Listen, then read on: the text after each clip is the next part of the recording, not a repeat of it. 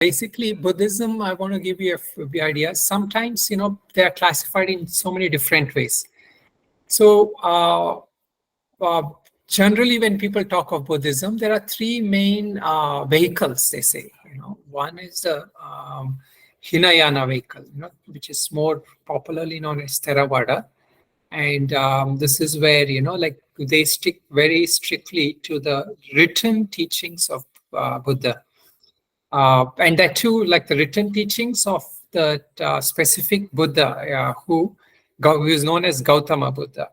Because in other schools, they believe in many incarnations of Buddha. But in Theravada, they believe in only one Buddha, and that he came at a specific time and he gave that teachings, and they follow very strictly that one. So that is the Theravada. And the other one is called as the Mahayana school. The Mahayana school is more well known, and because it has so many different varieties to that, and they have adopted a lot of things which they call as later teachings of Buddha. So they say that Buddha taught to some people who are more qualified, or that Buddha came in a different form, and he gave the teaching. So there are things like that. So that is a Mahayana school. So literally that's called as a great vehicle, and obviously they might have themselves given that name, because to give the name of great vehicle and lower vehicle, Hinayana means lower vehicle, it's not possible. So they Mahayana school call themselves as a Mahayana, and they distinguish as the Hinayana, the other school. Then came the other one, which is known as Vajrayana, which is very popular these days, especially because of Dalai Lama. The school is more well known here, especially in India also. The Tibetans, they developed that teachings of Buddha and they refined it, and many reached a very high stage of understanding and realization through that. Okay, so now actually a lot of Yogacharya school is maintained in Mahayana and Vajrayana. So the philosophical schools are a little different compared to these are the vehicles I was talking about. The philosophical schools are classified into four different schools. They are basically the first philosophical school is called as Sautrantika, and this is what generally we study. When we study about all the Indian darshans, all the Indian philosophy, we study Buddhism also, and they classify it as Sautrantika, Vaibhashika. Those are the two schools.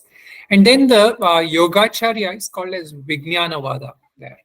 That is Chittamatra or Vijnanavada. And then the Madhyamaka school, which is the one that Dalai Lama represents mostly. So there also the Madhyamika schools are classified into two different things. One is called as Swatrantrika and other one is called as Prasangika. And so I'll go into that a little later. So philosophically, they have different ontological status, meaning, or rather they have a different kind of themes, how they believe in certain things. At a very basic level, what is Theravada school comes from Buddha teachings of literal teachings of Buddha, where he said everything is parts, like there is all the skandhas, and these are changing all the time. Everything is changing. So the three principles he gave, one is anicca, which is anitya. It comes from Sanskrit word anitya. When it's put in Pali, it comes as anitya, meaning everything is changing. So if you observe the world, like everything is constantly changing. That was one of the truth of Buddha he gave. And then the other one is dukkha, meaning everything has an inherent unhappiness, meaning worldly things, the worldly objects, worldly experiences, they are inherently not satisfying. That is probably a better word rather than saying suffering. They're not satisfying in the sense they don't fulfill us. So that is then the third one he said is everything is non-self, meaning it is not inherently what we can call as myself. Like if I say my body, I am the body, then that body also is made of different parts, different constituents. It has cells which are changing. So that is not me. If I take myself to be the thoughts, my thoughts are also changing all the time. The thoughts I had yesterday, it's not the same today. I feel certain affinity towards somebody one day, and then maybe other day I don't feel that. So these are changing. Even the mind as such is inherently not me, not self. So this was a fundamental teaching he gave there. Now the school of Yogacharya, which I'm going to focus mostly on, actually they said that it is true that things are not self, the objects and all that.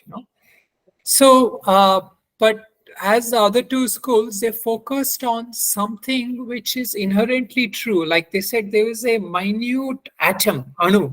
They call it as anu. That anu is the fundamental truth of everything. So this table, this computer, and even all of us here, we are the. If we boil us down physically to something, then there is a one truth, one thing which is irreducible, and that is this anu or atom. So that is the reality according to them. So then came Yogacharya school, and what they actually came up with is a very strong philosophy, which today in a lot of Western philosophical schools also, they have a variation on this. So this is literally, it's called as idealism, subjective idealism, in the Western sense. So what this means is that everything that I am experiencing in the world, it may be inherently, it is actually inherently doesn't exist. So what am I experiencing? I'm only experiencing my mind. Why? Because my mind is the source of all my experience. So in that sense, like one way to interpret it is that, okay, I see something. I today, if it rains here, so I might be happy. So my mind is saying that I'm happy. Maybe someone else may not like it. They may say, "Oh, I don't like this rain." So different people have different responses. That's one way. That my mind is central to my experience. The other way of looking at it is that I experience only that what I have conditioned towards. Meaning I go into a sweet shop. I see there, I'm used to maybe having Indian sweets, but let's say there are a lot of chocolates or a lot of like cakes and all that. So I hardly look at it. I will just focus on that sweets they have put. Why? Because I'm more conditioned that way. This is a samskaras, right? My conditioning. So I only experience what I am conditioned towards. So same thing, like if you're walking on a street or somebody, there are 20, 30 people kind of on the road. You hardly even notice them. But then you see someone, maybe like someone like red dress, someone like me. And then you say, oh, this person is a sadhu. I know. So this experience of us experiencing or seeing someone specific or experiencing something is based on our mind. So they say that in that reality, the whole world comes down to your mind only. So this is called as chitta matra, mind only. So this is the main philosophy of their school. So now this is basically this is a fundamental jump from philosophically from the original thing where everything they were talking about was outside world, like the things are changing, things are inherently unsatisfying. That was the teaching until then. Then came the later school Madhyamika, which said that not only that the external objects are not there, even that mind is also not there. They said the mind is also empty.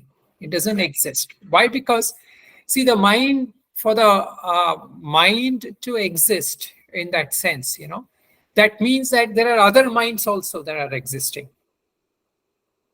So the reality of one mind will actually give reality to the other minds also.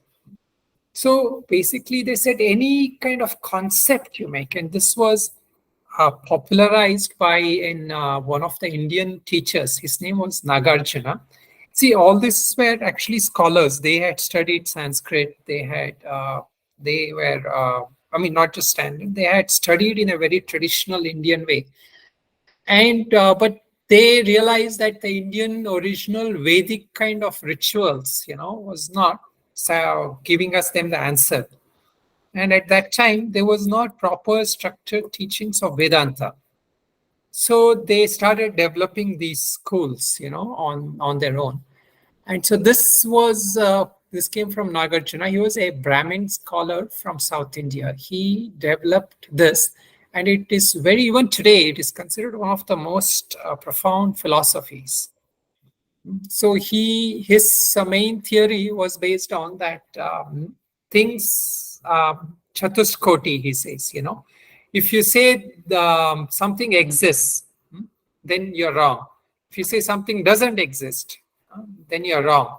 If you say something does exist, I mean, both, does exist, doesn't exist, then also you're wrong. If you say it doesn't, neither of them, then also you're wrong. So mainly he's saying that anything that you can make a concept about, that you're wrong. Then somebody said that if that is the case, then what you're saying also, it's a concept, that also is wrong. He said, and then he said, yes, if you take this as a concept, then you still haven't got it. So this is called the Chatuskoti thing. Okay. All right.